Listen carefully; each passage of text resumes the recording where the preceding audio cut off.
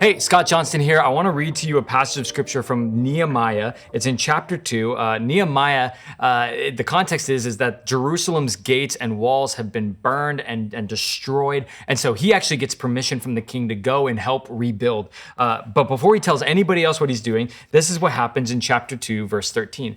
He says this, "By night I went out through the valley gate toward the Jackal Well and the Dung Gate, examining the walls of Jerusalem, which had been broken down, and its gates, which had been destroyed by fire. Then I moved on toward the Fountain Gate and the King's Pool, but there was not enough room for my mount to get through, so I went up the valley by night, examining the wall. Finally, I turned back and re-entered through the valley gate." When I was younger, we have these camps that happen every summer here at Bayside called Breakaway. There are these amazing kids camps where kids of all ages jump into onto our campus for the summer, and there's games, there's Bible study, there's dramas. It's this incredible worship. It's in this amazing experience for kids. And I grew up going to Breakaway. So when I became an adult, I wanted to volunteer. And so I started volunteering very early. And one of the things that I got to do was we had this one year where we had this big gate outside of the campus that every kid would walk through. And someone asked me, "Hey, do you want to work on the gate, the door piece?" And so I took my time. I was examining things and I was making measurements and all this stuff. And I built the door teeth. And I didn't just build the door teeth to make it look like, oh, like there's a door here, and they're gonna just like this. No, I measured out on each side that if it could close, it couldn't, but if it could close, that the door teeth would actually line up perfectly together. I took my time and I really examined exactly what I needed to do to fix this gate.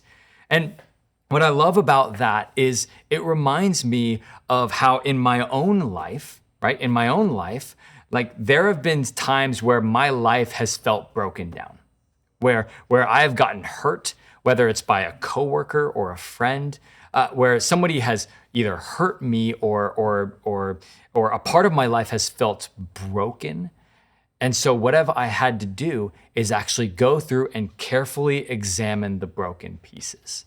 To carefully walk through, not to just try and slap it all together and do a rush job of things, but actually to take time and take an honest assessment of where I was at and what healing needed to take place. Can I just encourage you? God, one of his names that we learn in scripture is that he is Rophe, which is healer, that God actually wants to bring healing into your life. I believe this, that God can bring healing in our life. He is the great physician, that he actually wants to bring healing, but you and I need to understand what that healing can look like.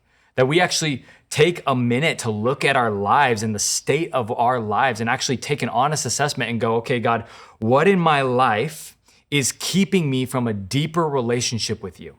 What in my life am I trusting as a stronghold instead of trusting you? What in my life am I running to when I'm discouraged and depressed? And how can I break those walls so that I can build something better?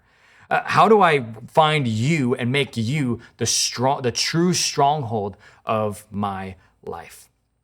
I know for some of you that may require some demo work. I know for some of you that's going to maybe be very uncomfortable conversations with some former community in your life, with some relationships in your life.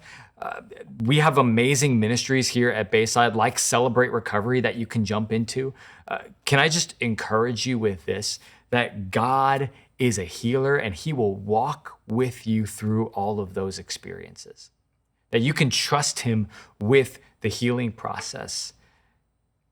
But we have to take the time to actually walk through the damage and actually take an honest assessment of where our lives are at and say, okay, God, I see the brokenness now, and I invite you to come and rebuild.